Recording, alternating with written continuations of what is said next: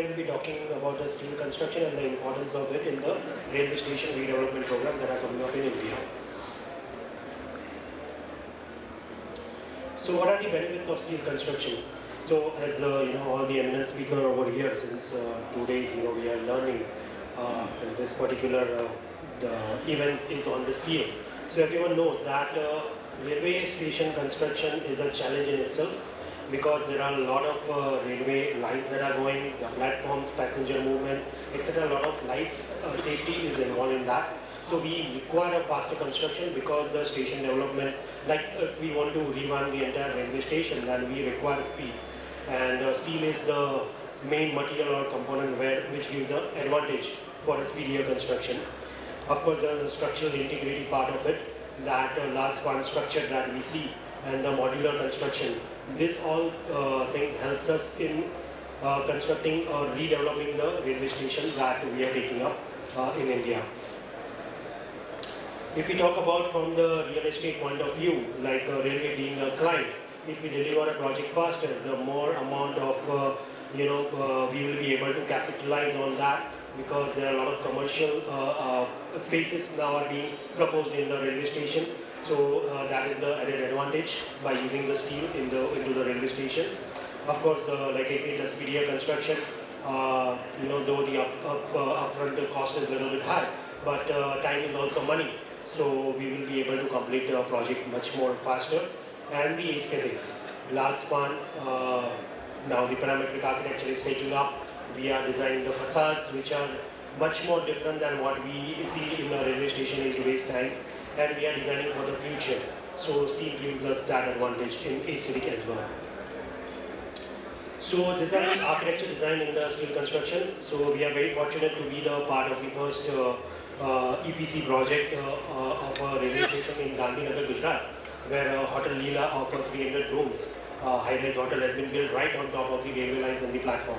So that has been that architecture model has been possible due to the use of the steel. And the entire construction was completed in 3.5 years, including the 2 seasons of COVID or a pandemic that we have. So such type of an innovative structure with a speed was only possible with the use of a steel. Another thing is that integration of the materials. So like the second image over here, what we see is of a Bhuj railway station. So over there, being a seismic zone 5, we have used steel into the main passenger area. And what we are going to use along with the steel are the drywalls to reduce the weight of the overall structure. And thereby the integration of the material with the steel is much more feasible comparatively. And sustainable design, because I always believe that steel is the most sustainable in that regards, because we can reuse, and it also goes on for a longer period of time. Talking about the same, like I said, that it can be recycled, the steel can be recycled. It is an energy efficient material in that regards, and it has a long lifespan. So what are the applications that we see in the redevelopment of a railway station? All we know is about the foot-over bridges till now, but now we are revamping, we are modernizing all the railway station right from the foundation itself. So going much more deeper than just the FOBs or a foot-over bridge, we are integrating the large-scale canopies. Since we are having just like an airport, we have a segregation of the departure area, arrival area, so which requires a large canopies, what we see at the airports. So those are possible. Then we see the versatility in terms of the facade aesthetics, that we can use the programs to generate a parametric architecture, to generate the skin, to generate the kind of a very interesting elements into the facade, which is possible through the steel. And of course the air concourse. So what the idea about the air concourse is to create a commercial facility right on top of the railway station, railway tracks and the platforms. So which goes into the span of up to the 108 meters, 72 meters or 36 meters, which is possible in the steel, and that's what we are doing. So these images are from the Gandhinagar Jaipur railway station and Bhuj railway station. So a lot of innovation is possible in the steel, like initially I said that a modular construction. So we design one module and then we repeat that to create a kind of modular aesthetics into the railway station. of all the construction will happen off-site. So minimum or the least convenience to the passenger. The station can be operational at the same time, and only during the erection or the launching time we are going to have a traffic block or a power block where the trains will not be allowed during those period of time. So it is much more easier in that regards because we don't have to shut down the railway station, because some of the railway stations that we are doing are a very important railway station where important railway trains pass through. So most of the railway stations require this type of functionality and passenger and life safety. So this, and again, we can be as much flexible as possible.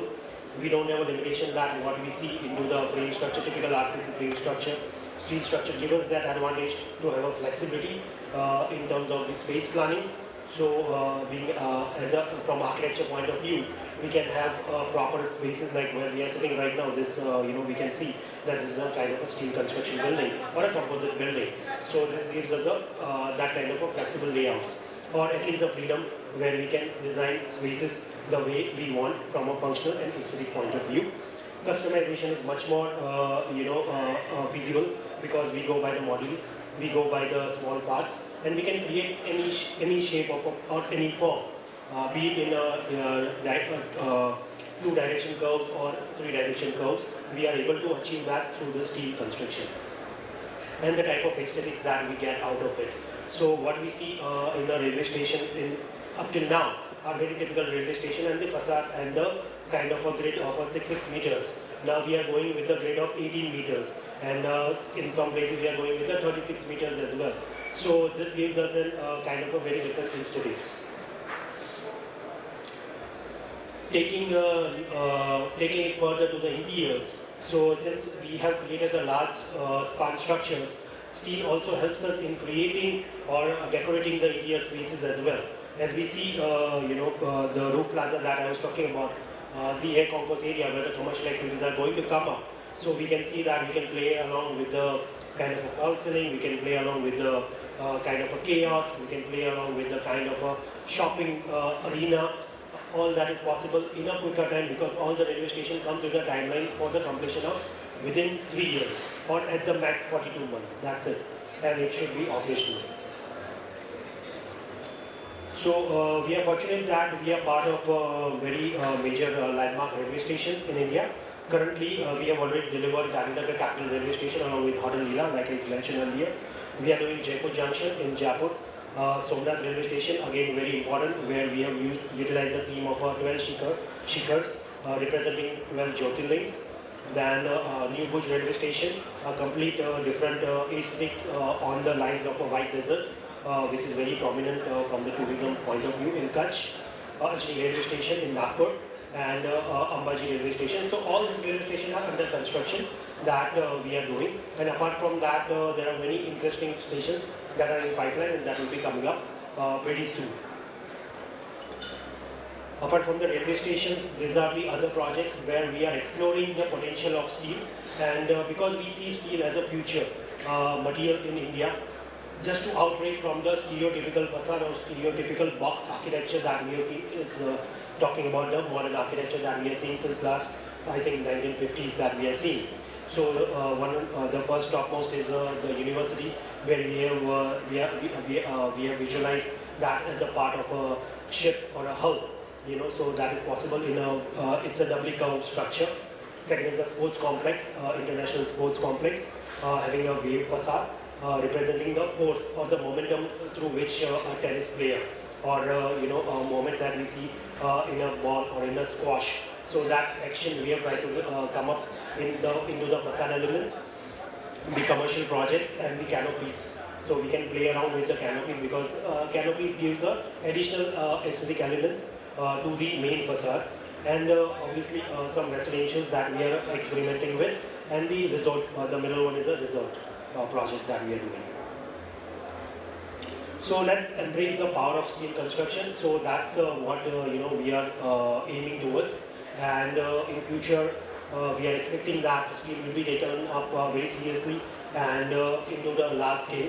and we should explore that to its maximum potential, and to come out of that stereotypical modern architecture that we have been witnessing till now.